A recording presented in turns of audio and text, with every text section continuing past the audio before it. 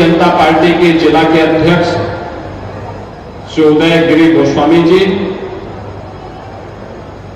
जिलाध्यक्ष हापुड़ श्री नरेश तोमर जी, जिलाध्यक्ष राष्ट्रीय लोकदल श्री मनवीर सिंह चिकारा जी,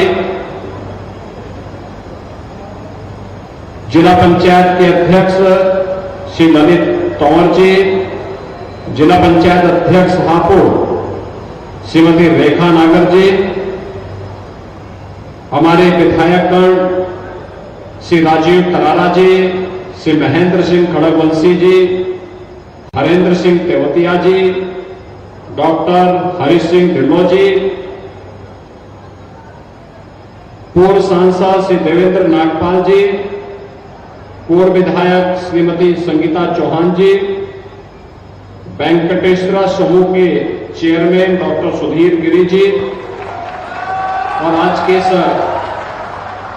कार्यक्रम में मंच पर उपस्थित भारतीय जनता पार्टी के सभी पदाधिकारीगण, विभिन्न नगर पालिका और पालिका परिषद के चेयरमैनगण, भारी संख्या में उपस्थित अमरोहा के मेरे सभी प्रबुद्ध बहनों और भाइयों, वासुदेव तीर्थ के रूप में सुविख्यात इस पौराणिक स्थली अमरोहा को मैं कोटि कोटि नमन करते हुए आप सबका हृदय से अभिनंदन करता हूं।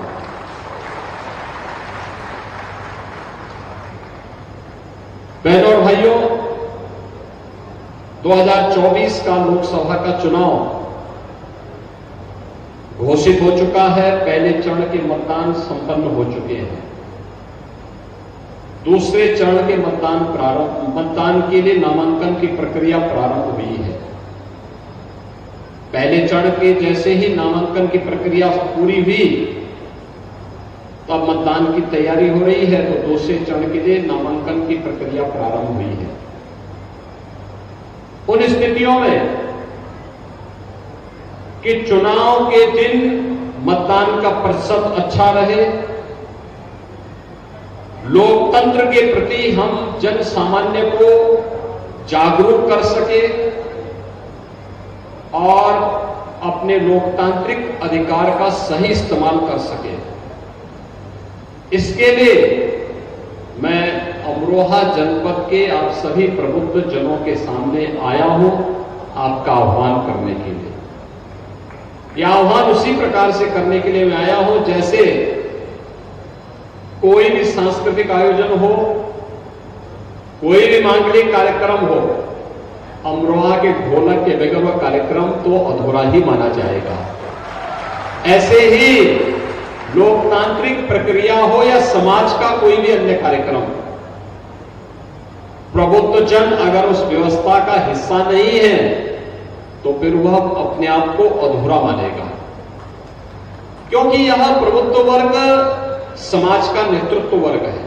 जो मंच पर बैठे हैं यही नेतृत्व नहीं दे रहे हैं, इनका राजनीतिक नेतृत्व है, लेकिन समाज के अलग अलग तबके से कोई अधिवक्ता है, कोई शिक्षक है, कोई चिकित्सक है, कोई प्रगतिशील किसान है, कोई चैंबर ऑफ इंडस्ट्री से जुड़ा होगा, कोई पेट्रोलियम डीलर एसोसिएशन से जुड़ा होगा, कोई सीए एसोसिएशन से जुड़ा होगा, कोई व्यापार मंडल के साथ जुड़ा होगा। अलग अलग समूहों का नेतृत्व कर रहे हैं और हर समूह के पास अपना एक अच्छा खासा वोट बैंक है। उस पूरे वोट बैंक को मानसिक रूप से आप लोकतंत्र के प्रति तैयार करते हैं और उसके लिए अपने आप को तैयार करने के क्रम में आज हम सब यहां पर एकत्र हुए हैं। बहनों और भाइयों, 2019 के भी लोकसभा चुनाव के दौरान हम लोग आए थे।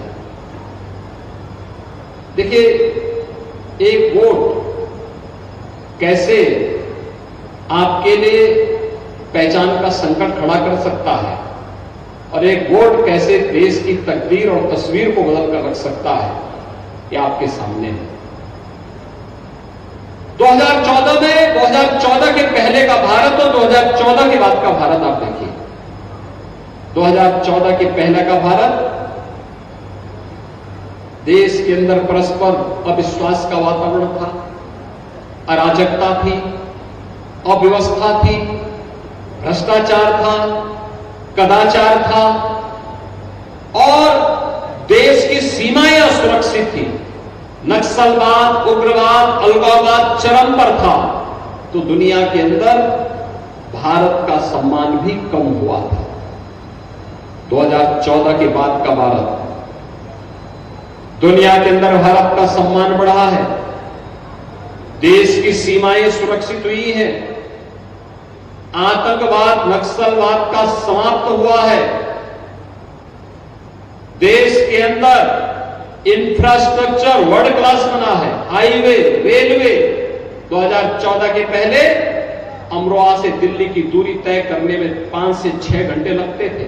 आज कंवर सिंह तंवर या आप में से कोई भी व्यक्ति 2 घंटे में है अमरोहा से दिल्ली की दूरी तय कर सकता है। ये इंफ्रास्ट्रक्चर में बदलाव आया है। बहनों और भाइयों, हाईवे हो, रेलवे हो, एयर कनेक्टिविटी हो, यहां पे मुरादाबाद का एयरपोर्ट हम चालू कर चुके हैं। IIT, IIM, AIIMS, IIIT, world class universities आज देश के अंदर बने हैं पिछले 10 वर्ष के अंदर। आप याद करिए 2014 में आपने कंवर सिंह तंवर को सांसद बनाया तो उन्होंने अमरोहा से दिल्ली की कनेक्टिविटी 4 लेन के साथ जोड़ दी है, आपकी दूरी को कम कर दिया दिल्ली से। और 2019 में चूंकि तो कितनी छिछेलेदार हुई थी अमरोहा के लोगों की जब यहां का सांसद भारत माता की जय जयकार करने में संकोच कर रहा था।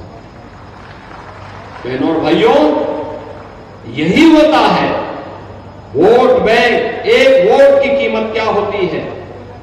एक वोट कर्फ्यू भी लगा देता है और एक वोट कांवड़ यात्रा भी निकाल देता है। सही दिशा में जाएगा तो कांवड़ यात्रा निकलती है और गलत हाथों में जाता है तो कर्फ्यू लगा देता है। एक वोट गलत हाथों में जाता है तो अराजकता फैलाती है और अगर वही वोट सही दिशा में जाता है, सही पार्टी के पास जाता है तो आस्था का सम्मान करा देता है। ऐसे ही जैसे 500 वर्षों का इंतजार अयोध्या धाम में समाप्त हुआ है और रामलला का विराजमान हुआ है। मुझे बताइए, क्या ये काम लोकदल के लोग, सपा के लोग, लोकदल आज हमारे साथ है, क्या सपा के लोग, बसपा के लोग, कांग्रेस के लोग ये लोग कर पाते? लेकिन आज भाजपा लोकदल का गठबंधन आपके पास आया है और यही कहने के लिए आया है। कल अमरोहा में लोकदल ने भी एक सभा की थी, चौधरी जयंत चौधरी जी आए।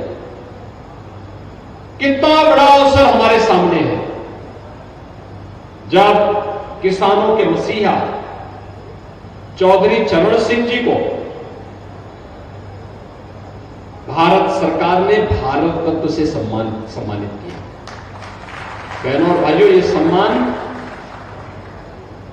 केवल चौधरी साहब का नहीं है, हम सब उत्तर प्रदेश वासियों का है, हर अन्नदाता किसान का है।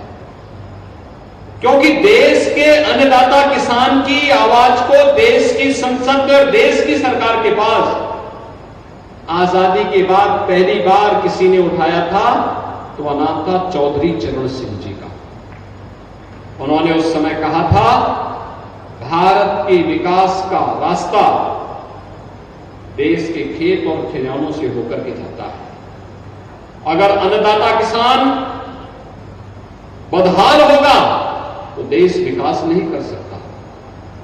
और बहनों भाइयों, चौधरी साहब के प्रति कृतज्ञता ज्ञापित करने के लिए ही प्रधानमंत्री मोदी जी ने चौधरी साहब को भारत रत्न से सम्मानित किया और चौधरी साहब के सम्मान के साथ हम सब उत्तर प्रदेश वासियों का सम्मान बढ़ गया। इसलिए मैं उत्तर प्रदेश वासियों की ओर से प्रधानमंत्री जी के प्रति आभार व्यक्त करता हूं कि उन्होंने चौधरी साहब को भारत रत्न देकर के किसानों का और अन्नदाता किसानों के साथ साथ प्रदेशवासियों का सम्मान बढ़ाया है, क्योंकि चौधरी साहब उत्तर प्रदेश के मुख्यमंत्री भी थे। यानी एक वोट की कीमत क्या होती है ये आप इसी से समझ सकते हैं। एक वोट अराजकता भी फैला सकता है, गलत हाथों में जाएगा, और सही हाथों में जाएगा तो विरासत का सम्मान करते हुए देश को उसकी आस्था का सम्मान भी दिला सकता है। अयोध्या में रामलला का दर्शन करने का अवसर हम सबको प्राप्त हो रहा है इस समय, कितनी भव्यता है। और इसीलिए आज मैं आया हूं आपके पास कहने के लिए कि एक वोट नौजवानों के हाथों को आजीविका दे सकती है, एक वोट उसे गलत दिशा में लेकर के अपराध की दुनिया में भी धकेल सकती है। मित्रों, ये सब हमें तय करना होता है। हम अपना वर्तमान और अपना भविष्य कैसा चाहते हैं, किस प्रकार का बनाना चाहते हैं। और मोदी जी ने पिछले 10 वर्ष के अंदर देश को जिस प्रतिबद्धता के साथ चलाया है, जिस मजबूती के साथ चलाया है, उसका परिणाम सर्वविदित है। मोदी जी के द्वारा किए गए कार्य आज देश के अंदर मोदी गारंटी के रूप में पूरे देश के अंदर गूंज रहे हैं। लोग कहते हैं मोदी गारंटी क्या है? मोदी जी की गारंटी 12 करोड़ अन्नदाता किसानों को प्रधानमंत्री किसान सम्मान निधि का लाभ देता है। यही है मोदी गारंटी। 4 करोड़ गरीबों के सिर को ढकने के लिए प्रधानमंत्री आवास योजना मिल जाना, देश के अंदर 80 करोड़ गरीबों को मुफ्त में राशन की सुविधा का प्राप्त हो जाना, 10 करोड़ गरीबों को उज्ज्वला योजना में मुफ्त में रसोई गैस का सिलेंडर मिल जाना, 12 करोड़ परिवारों को यानी 60 करोड़ लोगों को 5 लाख रुपए की स्वास्थ्य बीमा का लाभ मिल जाना, यह है मोदी गारंटी। और मोदी जी इसलिए सफल हुए, सपा बसपा और कांग्रेस इसलिए विफल हुई क्योंकि जब वे सत्ता में आते हैं तो अपने परिवार तक सीमित रह जाते हैं। उनके लिए फैमिली फर्स्ट है, मोदी जी के लिए नेशन फर्स्ट है।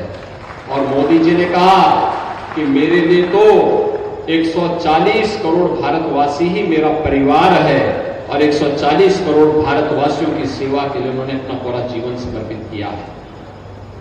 ये लोग सत्ता में आते हैं, सपा बसपा और कांग्रेस के लोग आज सत्ता में आते हैं तो जातिवाद के नाम पे सामाजिक ताने बाने को छिन्न भिन्न करते हैं।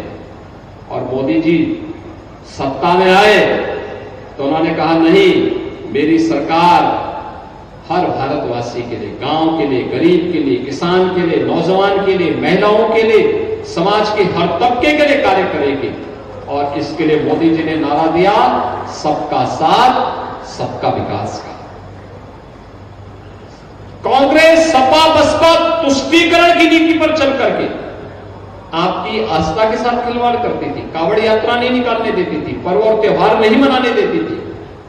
लेकिन मोदी जी ने कहा नहीं, तुष्टीकरण नहीं, भारत के अंदर संतुष्टि होनी चाहिए। हर नागरिक की संतुष्टि के लिए सरकार को कार्य करना चाहिए। सरकार समस्या नहीं हो सकती, सरकार समाधान का नाम होना चाहिए। और उसी समाधान का रास्ता निकालने के लिए मोदी जी ने जो रास्ते अपनाए, आज उसी का परिणाम है कि भारत